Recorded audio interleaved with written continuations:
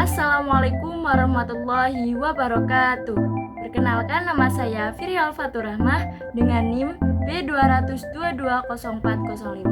Saya dari kelas C. Di sini saya akan mempresentasikan materi tentang anggaran sebagai objek akuntansi sektor publik. Mari kita simak penjelasan berikut ini. Pada materi pertama ini ada pengertian dari anggaran. Anggaran adalah rencana keuangan yang menggambarkan suatu sumber pendapatan yang diharapkan dan pengeluaran yang diizinkan untuk suatu lembaga publik tertentu, biasanya 1 tahun fiskal. Nah, dimaksud dalam 1 tahun fiskal ini adalah periode 1 tahun yang digunakan pada pihak perusahaan berguna untuk melaporkan sebuah keuangan dan penganggaran tersebut. Dalam aspek terkait anggaran sebagai objek akuntansi sektor publik, yaitu sebagai berikut. Yang pertama, penyusunan anggaran dalam mencakup estimasi pendapatan yang diharapkan dan sebuah distribusi pengeluaran untuk berbagai program dan proyek tersebut. Yang kedua, pelaksanaan anggaran setelah anggaran disetujui. Langkah selanjutnya adalah melaksanakan anggaran dengan memperhatikan pendapatan dan pengeluaran sesuai dengan rencana yang telah ditetapkan.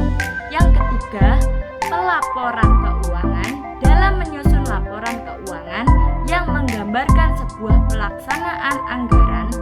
Ini memberikan tentang sejauh mana anggaran telah dilaksanakan.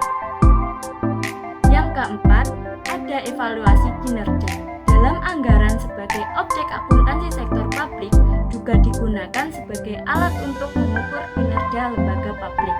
Yang kelima, pengendalian berperan sebagai pengeluaran sehingga entitas publik dapat menghindari penggunaan sumber daya manusia yang tidak efisien.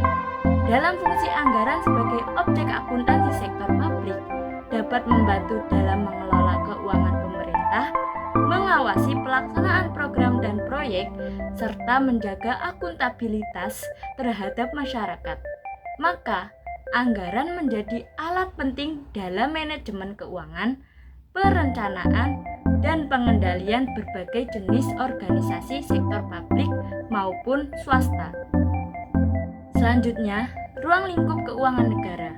Salah satu ruang lingkup dari keuangan negara adalah anggaran pendapatan dan belanja negara, di samping barang persediaan kekayaan negara dan badan usaha milik negara. Hal-hal baru mendasar dalam ketentuan pengelolaan keuangan negara yang diatur dalam Undang-Undang Nomor 17 Tahun 2003 meliputi pengertian dan ruang lingkup keuangan negara, asas-asas umum, pengelolaan keuangan negara, kedudukan presiden sebagai pemegang kekuasaan pengelolaan keuangan negara, pendelegasian kekuasaan presiden kepada Menteri Keuangan dan Menteri Lembaga. Pada asas-asas umum pengelolaan keuangan negara bertujuan untuk mendukung terwujudnya good governance dalam penyelenggaraan negara. Pengelolaan keuangan negara perlu diselenggarakan sesuai dengan asas-asas umum pengelolaan keuangan negara, yaitu yang pertama, asas tahunan, yang kedua, asas universal, yang ketiga, asas kesatuan, yang keempat, asas spesialitas. Dalam akuntabilitas berorientasi pada hasil profesionalitas, keterbukaan dalam pengelolaan keuangan negara, pemeriksaan keuangan oleh badan pemeriksaan yang bebas dan mandiri. Dalam APBN adalah rencana keuangan tahunan pemerintah negara Indonesia yang disetujui oleh Dewan Perwakilan Rakyat. APBN berisi daftar sistematis dan terperinci yang mengandung rencana penerimaan dan pengeluaran negara selama 1 tahun anggaran. Berikut ini fungsi anggaran negara, yaitu yang pertama, sebagai petunjuk bagi pemerintah dalam mengelola negara selama periode mendatang. Yang kedua, sebagai alat pemantau bagi masyarakat terhadap kebijaksanaan yang telah dipilih oleh pemerintah. Yang ketiga, sebagai alat pengawas bagi masyarakat terhadap kemampuan pemerintah dalam melaksanakan kebijakan yang telah dipilih. Selanjutnya, APBD adalah rencana keuangan tahunan pemerintah daerah di Indonesia yang disetujui oleh Dewan Perwakilan Rakyat Daerah. APBD ditetapkan dengan peraturan daerah. Tahun anggaran APBD meliputi masa 1 tahun mulai dari tanggal 1 Januari sampai dengan tanggal 31 Desember. Berikut ini unsur-unsur APBD, yaitu yang pertama, rencana kegiatan suatu daerah beserta uraian secara terperinci. Yang kedua, adanya sumber penerimaan dan sumber biaya. Yang ketiga, jenis kegiatan dan proyek yang dimasukkan dalam bentuk angka. Yang keempat, menetapkan periode anggaran tersebut. Dalam APBD yang baru berupa pendapatan, belanja, dan pembiayaan yang dikelompokkan menjadi: yang pertama, pendapatan yang terbagi menjadi 3 kategori, yaitu pendapatan asli daerah, dana perimbangan, dan pendapatan lain-lain daerah yang sah. Yang kedua, belanja yang terbagi menjadi 2 bagian, yaitu belanja tidak langsung dan belanja langsung. Yang ketiga, pembiayaan yang digabungkan menurut sumber-sumber pembiayaan, yaitu sumber penerimaan dan pengeluaran daerah. Nah, selanjutnya, bagaimana sih revolusi sistem perencanaan penganggaran di Indonesia ini?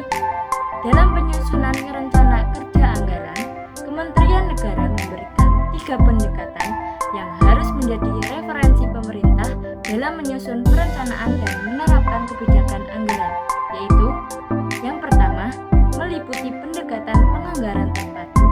Yang kedua, melalui anggaran berbasis kinerja. Yang ketiga, melalui pendekatan kerangka pengeluaran jangka menengah atau KPJM. Berikut ini materi terakhir tentang tantangan pada masa mendatang. Yang pertama, menciptakan sebuah kebijakan anggaran yang mengarah pada pencapaian parameter hasil yang terukur melalui penunjuk kinerja tertentu, yang secara sejajar juga dilaksanakan dengan menciptakan mekanisme dan lingkungan yang menghadap kepada pencapaian hasil tersebut.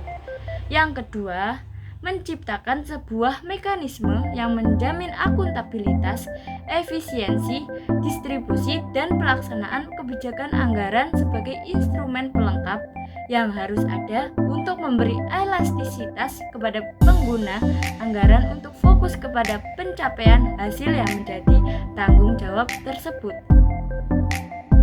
Demikian beberapa hal yang bisa saya sampaikan pada kesempatan hari ini. Semoga dengan video materi presentasi yang saya sampaikan dapat bermanfaat bagi kita semua. Kurang lebihnya mohon maaf. Wassalamualaikum warahmatullahi wabarakatuh.